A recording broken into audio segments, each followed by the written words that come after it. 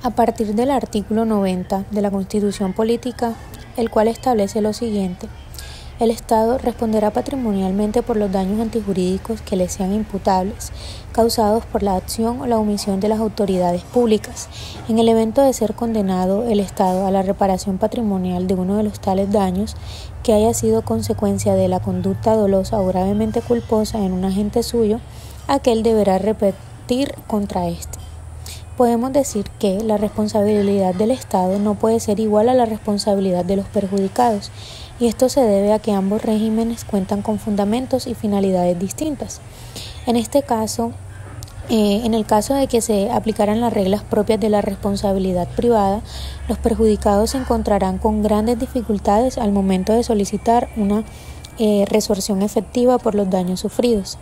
Si la afectación le es competente al Estado y se exigiera a los perjudicados demostrar la culpa de la entidad estatal, como ocurre en el ámbito de la responsabilidad civil privada, el acceso a una indemnización se tornaría considerablemente más complejo. Lo anterior afectaría por completo los mecanismos de protección que buscan garantizar la reparación de los daños antijurídicos generados por la actuación estatal. En este sentido, los derechos fundamentales de los ciudadanos podrían verse gravemente afectados, ya que el régimen de responsabilidad del Estado tiene como finalidad brindar a las personas eficacia para exigir una compensación cuando resulten perjudicadas por la acción u omisión del Estado. Aplicar las normas de los particulares desvirtuaría este propósito, restringiendo el acceso a la justicia y limitando el alcance de las garantías constitucionales en materia de reparación. Asimismo, se generaría una inestabilidad en la relación entre el perjudicado y el Estado, pues la administración pública cuenta con una estructura organizativa, recursos y capacidad jurídica ampliamente superiores a la de los particulares e individuos. Si se adoptaran las reglas de los particulares, de los perjudicados, estarían en una situación de desventaja procesal, lo que haría aún más difícil la consecución de una indemnización justa.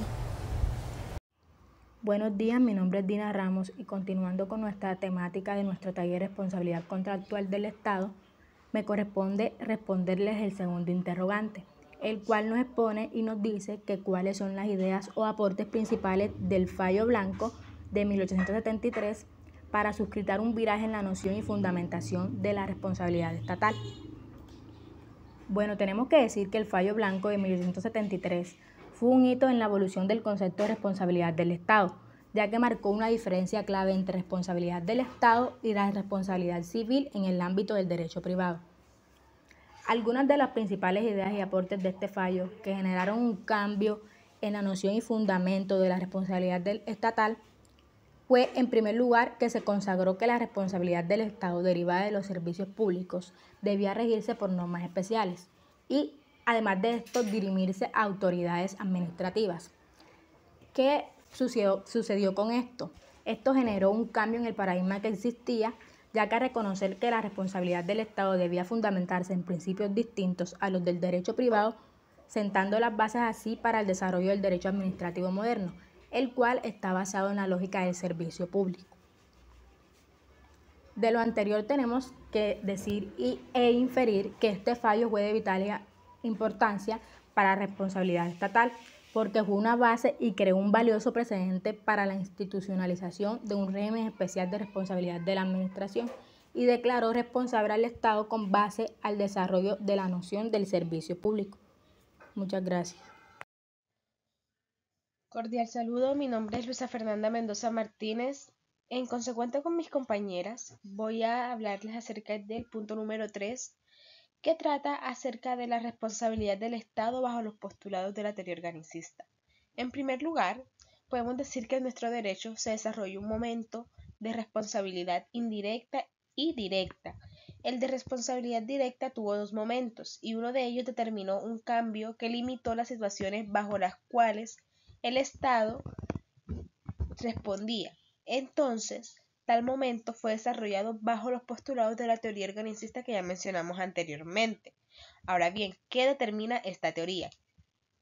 Esta teoría organicista determina la responsabilidad del Estado directamente por los hechos ejecutados por sus órganos, es decir, hablamos de los postulados del Estado frente a la presente teoría que se establece que los funcionarios y funcionarias que actúan en nombre y representación de los órganos del Estado responden indirectamente o por el hecho ajeno a la persona jurídica.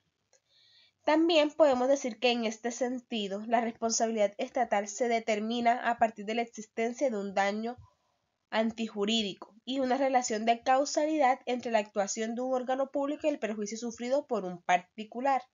Para esto podemos decir que entonces bajo esta concepción organicista de la responsabilidad del Estado se implica que no se haga una examinación de la actuación del funcionario, sino que se juzgue en sí la función y que de acuerdo con esto se constituya un hecho propio de la administración y por esto la responsabilidad que surge es directa en cuanto a la teoría organicista.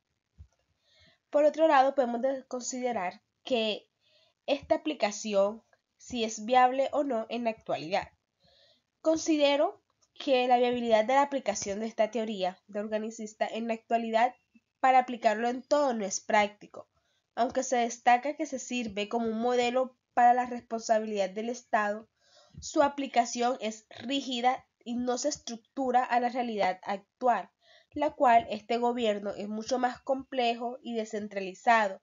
Y también tenemos que los sistemas modernos combinan distintos enfoques para evaluar si el Estado debe responder por un daño. También podemos considerar factores como que el Estado funciona un solo organismo y que no se refleja realmente operaciones institucionales actualmente. Por esto, muchas veces se tienen que colaborar con entidades privadas. Aún así, el principio de que el Estado debe reparar los daños que cause para proteger los derechos de las personas sí es viable y por eso la teoría organicista, de acuerdo a su viabilidad para la aplicación en la actualidad, se puede adaptar con unos ajustes al tipo de gobierno. Muchísimas gracias.